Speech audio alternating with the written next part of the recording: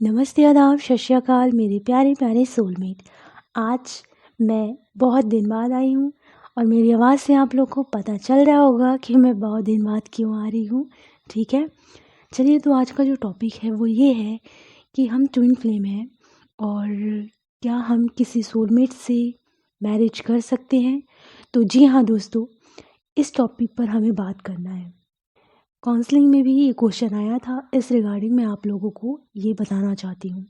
सबसे पहले तो आप लोगों को मैं ये बताना चाहती हूँ कि जब तक आप पूरे दिल, दिमाग और अपनी आत्मा से, ठीक है, पूरी तरीके से किसी और को एक्सेप्ट करने लायक नहीं रहते, तब तक आपको किसी और की लाइफ स्पॉइल नहीं करनी है, क्योंकि ये बेहद ज़रूरी होता है। अगर आप ये सोच रहे हैं कि ट्विन फ्लेम ही हमारा सब कुछ है और अगर वो नहीं आ रहा है तो हम सोलमेट के साथ चले जाएंगे, ज़्यादा अच्छा रहेगा, लेकिन बाद में आपको ही प्रॉब्लम होगी एंड सामने वाला जो पर्सन है उसे भी प्रॉब्लम होगी आपके इस चीज़ से। ठीक है, कारण ये होता है कि आपका दिल कुछ और मांगता है और दिमाग आपका कुछ और चाहता है, जिसके चलते बहुत ज़्यादा इम्बैलेंस आप हो जाते हैं विथ आप सामने वाले की लाइफ को भी हेल बना देते हैं। आपको ये सब नहीं करना है।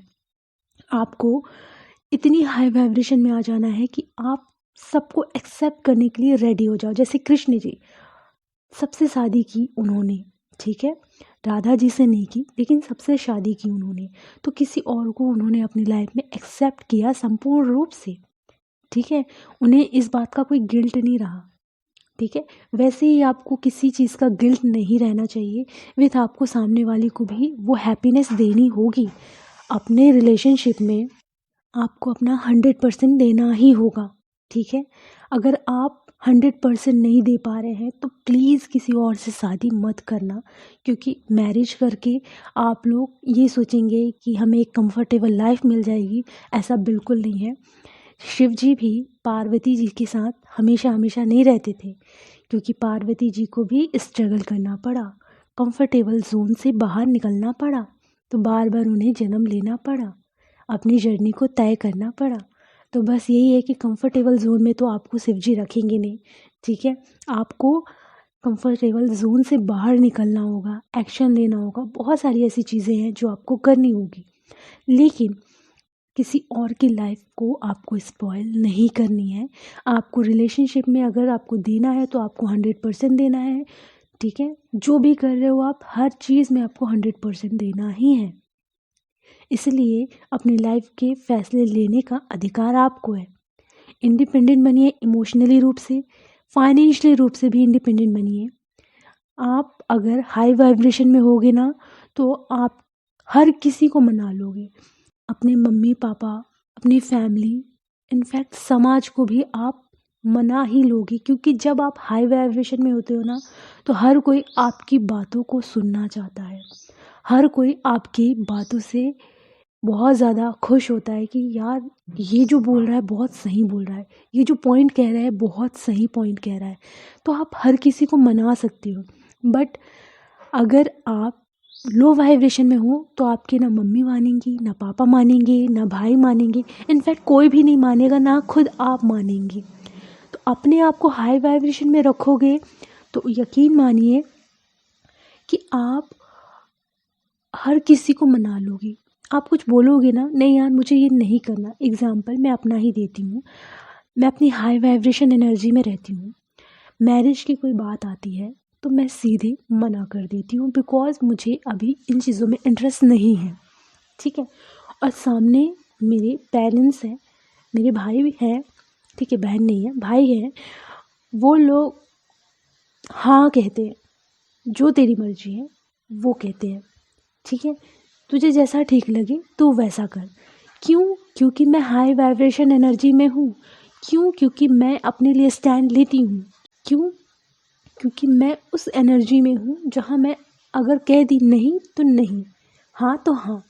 तो वो हर कोई क्यों मान लेता है? कारण यही होता है कि अपने आप को हमें इतना फुल पैकेज होता है ना, वो बनाना पड़ता है, अपने आप को एक स्ट्रॉन्ग पर्सन बनाना पड़ता है, ऐसे ही नहीं बन जाते कोई। ठीक है, तो अपने दिल की बात आप सामने रखो। चक्रास मेडिटेशन करो, ठीक है, मेडिटेशन करो, और भी जितने कोर्सेज हैं इनर वर्क से रिलेटेड वो सब करो आप, ठीक है। धीरे धीरे करो, ये नहीं कि इकट्ठा, धीरे धीरे करो। अपने आप को हाई वाइब्रेशन में लाओ, अपनी हॉबी पे काम करो, पेंटिंग करो, हर चीज़ करो, इंजॉय करो। इससे क्या होगा कि आपकी वाइब्रेशन हाई होगी और आप जो भी फैसला लेंगे उस पर आप खुद टिके रहेंगे, तो आपकी फैमिली भी आपका सपोर्ट करेगी, ठीक है। तो प्लीज़ अगर आपको मैरिज भी करनी है, किसी के दबाव में मत कीजिए, क्योंकि अगर आप किसी के दबाव में आ रहे हैं तो यकीनन आप एक लो वाइब्रेशन एनर्जी में हैं। लेकिन अगर आप किसी के दबाव में नहीं आ रहे हैं, अपना स्टैंड ले रहे हैं, तो आप एक हाई वाइब्रेशन एनर्जी में हैं और लोग आपकी बात को मानेंगे भी, सुनेंगे भी, ठीक है। सारा खेल वाइब्रेशन का होता है। अगर आप लो हैं तो हर कोई आपको दबाने की कोशिश करेगा, हर कोई आपको मैनिपुलेट करेगा, हर कोई कहेगा कि तुम मेरी बात मान लो, और आप मान भी जाओगे। लेकिन अगर आप हाई वाइब्रेशन में हो तो कोई आपको मैनिपुलेट नहीं कर सकता, कोई आपको दबा नहीं सकता, कोई आप पर ज़बरदस्ती नहीं कर सकता कि आप मैरिज ही करो, ठीक है। इनफैक्ट आप खुद अपनी बात पर खड़े रहेंगे। तो यही काम होता है इस इनर वर्क का। स्पिरिचुअलिटी का मतलब ये होता है बैलेंस में आना, दिल और दिमाग से फैसला लेना, ठीक है। ये मत सोचना कि ट्विन फ्लेम आ नहीं रहा है तो इससे अच्छा हम किसी और से शादी कर लेते हैं, हमारा थोड़ा गम हल्का हो जाएगा। ये सोचकर आप कुछ भी गलत मत करना, क्योंकि आपको अपने हर रिलेशन में 100% देना है, कोई भी चीटिंग नहीं करनी है, ठीक है। 100% देना है हर चीज़ में, ओके। आई होप कि आपको ये सारी चीज़ें समझ में आ गई हों। वैसे तो ट्विन फ्लेम चीटिंग नहीं करते हैं, बट आप लोगों को मैं बताना चाहती हूँ कि रिलेशनशिप में 100% देना होता है, चाहे आप किसी के साथ भी क्यों ना रहें। तो अपना ख्याल रखें, और मेरी आवाज़ से आपको जैसे पता चल रहा है कि मेरी हालत अभी ख़राब चल रही है, सो हालत अभी ख़राब है, ठीक होगी तो आएंगे। और थैंक यू सो मच मेरे प्यारे प्यारे सोलमेट्स, इतने सारे सब्सक्राइबर हो रहे हैं, मुझे अच्छा लग रहा है कि आप लोगों की लाइफ सुधर रही है, आप लोग अपने एक्सपीरियंस शेयर कर रहे हैं। Thank you so much.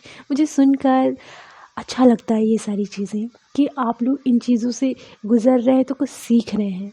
चलिए, तो अपना ख्याल रखें, खुश रहें, गॉड ब्लेस यू।